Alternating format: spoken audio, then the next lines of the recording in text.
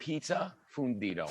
You know me here. I'm going the Italian-American route, and I'm going to take that Chihuahua fundido and mix it up a little bit and make a pizza fundido. So we're going to mix that together with, just to make it a little more Italiano here for us, Rach, a little bit of sharp provolone, just to give it a little more of that funk we love. Love it. All right. Some tang. And now you got the best of both worlds going here. Yeah. Now we have our slightly underdone sweet or hot Italian sausage. We're going to add another pizza element. It's going to cook longer in there, so you don't want to dry it out. You want it plump and juicy.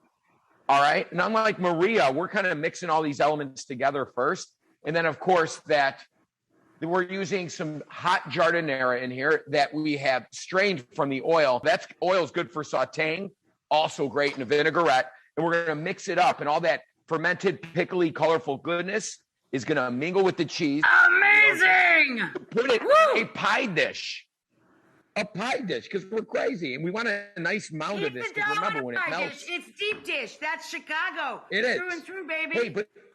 Hey, right now, this is for anybody doing carb-free or keto. This is like health food, Rachel. This is healthy food. And we're going to make it even more healthy by some dollops of nice concentrated sun-dried tomato pesto.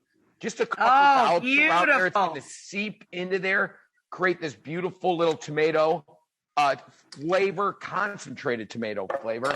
And then even to make it more healthy for all those people maybe on a low-carb diet, just worrying about their feelings and their health overall. This is a nice pile of pepperoni that we diced up right from the stick.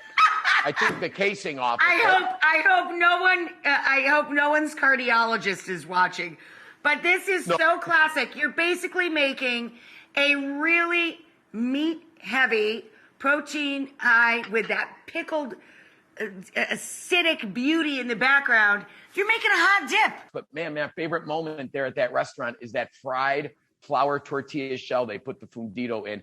I don't got the space to make a whole big shell, so we're just going to take some flour tortillas and wedge them up, put them in the deep fryer here, so we have something to dip all that beautiful cheese and meat into. So we're frying those chips out, and when they're golden brown, right, we're going to dust them with a little bit of what I like to call my Mauro Provisions barbecue chip dust, just to give it a little smoky sweetness, heat, another layer of flavors. So these are essentially fried flour tortilla chips, barbecue style. What's going to be better with this? We pop this baby in the oven. I got one ready to go here. All right, look at that. Look at that beautiful puffy. Homemade fried tortilla with that barbecue. Look at the clinger. Oh, ridiculous. Stage 9 clingers on it. Pepperoni clingers.